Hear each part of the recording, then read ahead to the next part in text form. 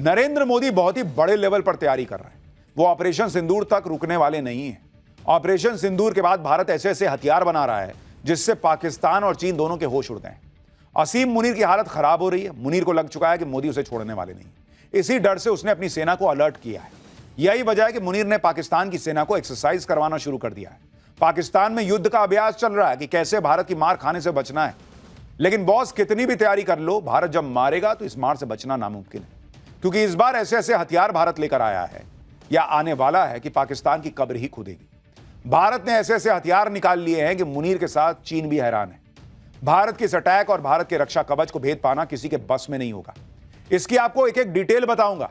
पहले देखिए छोटी सी झलक कि भारत कैसी तैयारी कर रहा है और पाकिस्तान में कैसा हल्ला मचा हुआ है।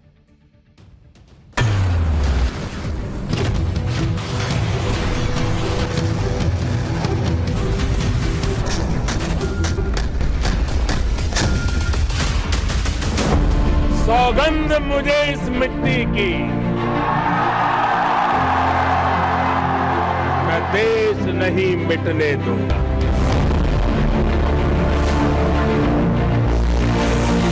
दुनिया के हर कोने में हमारा तिरंगा आन बान शान के साथ लहरा रहा है। ये नया हिंदुस्तान घर में घुसकर मारेगा। ऑपरेशन सिंदूर में भारत के आकाश एयर डिफेंस का जलवा पूरी दुनिया ने देखा। इसके सामने ना चाइनीज मिसाइलें चल पाई, ना चाइनीज फाइटर जेट्स कुछ कर पाए, ना तुर्की के ड्रोन काम आए।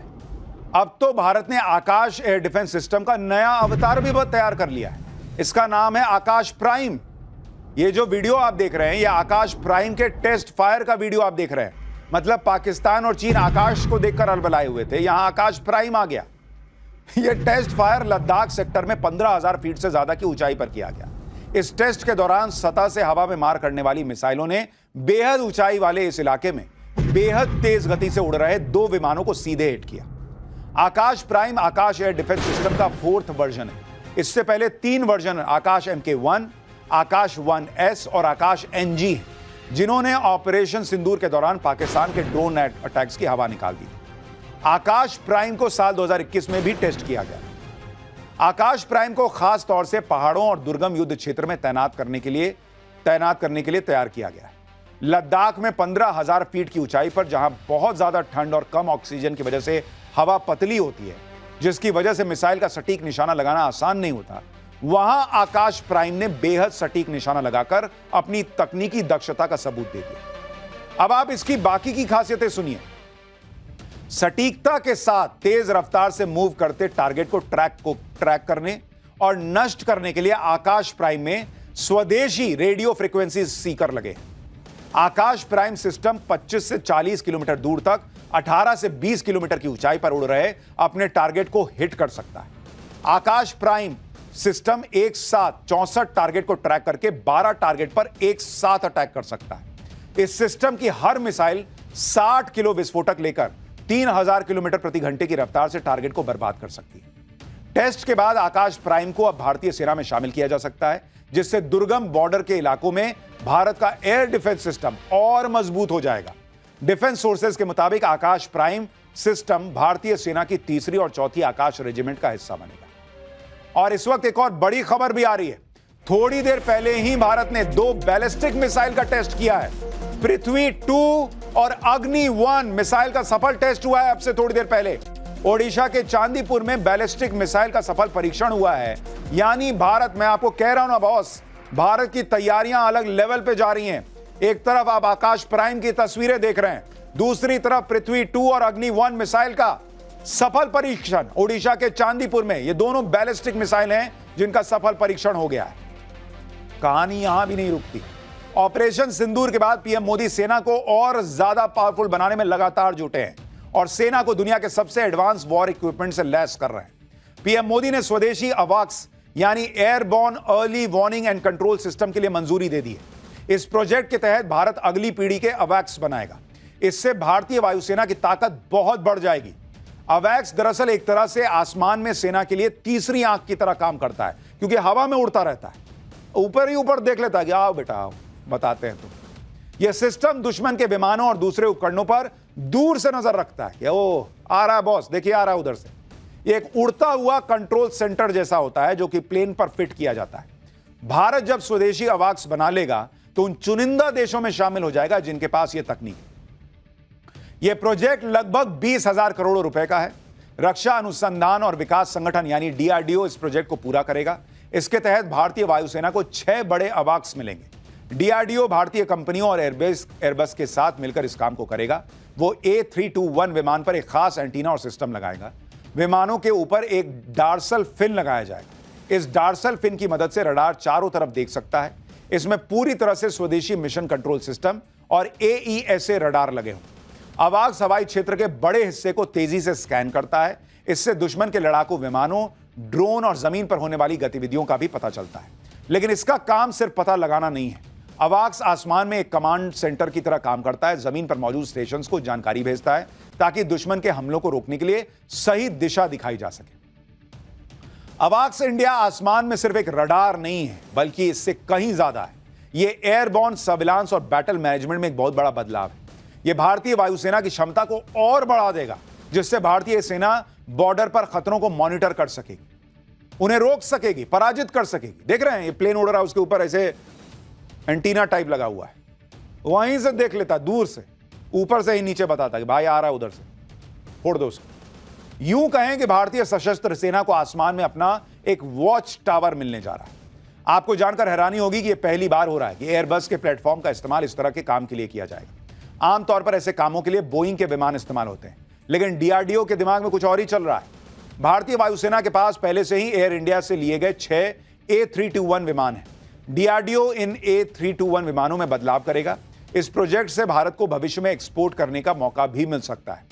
भारतीय वायुसेना अभी नेत्र नाम के छोटे अर्ली मॉर्निंग एयरक्राफ्ट का इस्तेमाल करती है, जिसे पाकिस्तान के साथ हुए युद्ध में इस्तेमाल किया गया था। पीएम मोदी आसमान से समंदर तक और पहाड़ से मैदान तक ऐसा डिफेंस सिस्टम खड़ा करना चाह रहे हैं इस देश का कि पाकिस्तान और चीन की नींद उड़ गई। ऑपरेशन सिंदूर के बाद पहले ही पाकिस्तान की सांसें अटकी थी। अब तो चीन भी भारत से बातचीत को प्रेफरेंस दे रहा है, और इसकी बड़ी वजह है भारतीय सेना का एडवांस वर्जन। पीएम मोदी ने एक एक सैनिक को इतना मजबूत बना दिया है कि दुश्मन के होश उड़े हुए। अब देखिए, पीएम मोदी ने भारतीय सैनिकों के हाथ में दुनिया की सबसे खतरनाक मेड इन इंडिया राइफल थमा दी। अभी तक 48,000 AK-203 राइफल भारतीय सेना को मिल चुकी है। AK-203, आप सुनते थे AK-47, AK-56, यहां AK-203 मिल गई भाई। खास बात है कि सेना की तरफ से एक भी शिकायत नहीं आई है इसको लेकर, यानी पहले टेस्ट में तो AK-203 राइफल पास हो गई है। अब इसका दूसरा टेस्ट है इस साल के आखिर में। दावा किया जा रहा है कि दिसंबर 2025 तक AK-203 राइफल पूरी तरह से स्वदेशी हो जाएगी। अमेठी में Indo Russian rifles private limited में इस गन का प्रोडक्शन हो रहा है। अभी लक्ष्य रखा गया है कि साल के अंत तक 70,000 राइफल डिलीवर कर देनी है और 2030 तक 6 लाख AK-203 राइफल डिलीवर कर दी जाएगी। इसके बाद AK-203 का नया नाम शेर होगा। पूरी तरह स्वदेशी होने के बाद हर महीने 12,000 राइफल्स बनेंगी, यानी हर 100 सेकंड में एक राइफल, और सालाना लगभग 1.5 लाख राइफल का प्रोडक्शन होगा। जरा इसकी एक बार तस्वीर देखिए। ये AK-203 भैया तूफानी चीज है ये।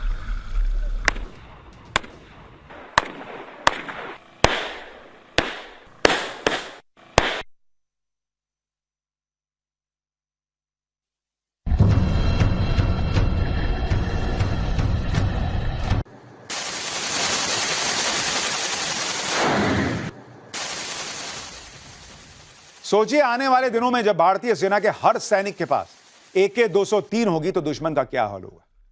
और कुछ लोगों को यह मामूली बात लग सकती है, लेकिन यह मामूली बात नहीं है बॉस, क्योंकि इस देश में ऐसी सरकारें भी रही हैं जिनके वक्त में सेना के पास बुलेट प्रूफ जैकेट तक की कमी होती थी। बुलेट प्रूफ जैकेट तक की कमी होती थी बॉस। और यहां अब वो सेना है जिसके पास AK-203 जैसे आधुनिक हथियार हो। आकाश प्राइम जैसा एयर डिफेंस सिस्टम होगा, ब्रह्मोस है। अद्भुत तरीके से सेना को मजबूत किया गया है पिछले 11 साल। AK-203 राइफल को दुनिया की सबसे खतरनाक राइफल में क्यों शुमार किया जा रहा है वो भी आपको बताता हूं। AK-203 की रेंज 400 से 800 मीटर है। यह 30 राउंड डिटैचेबल बॉक्स मैगजीन और 50 राउंड क्वाड कॉलम मैगजीन दोनों को सपोर्ट करता है। इसमें टेलीस्कोपिक साइट्स और नाइट विजन डिवाइस लगाने के लिए एक्सेसरी रेल भी है जो कम रोशनी में सटीकता को बढ़ाते हैं। AK-203 प्रति मिनट 700 राउंड फायर कर सकती है, 1 मिनट में 700 राउंड। यह राइफल हल्की, टिकाऊ और हर मौसम में विश्वसनीय है।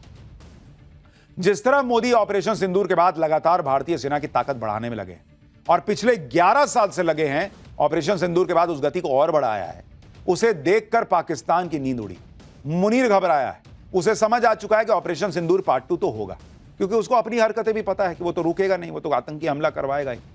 भारत के हमलों से पाकिस्तान का बचना कितना मुश्किल है, इसको आप इस बात से समझिए कि असीम मुनीर भारत के हमलों से बचने की नहीं, बल्कि भारत के हमले के बाद राहत कार्यों की ड्रिल करवा रहा है।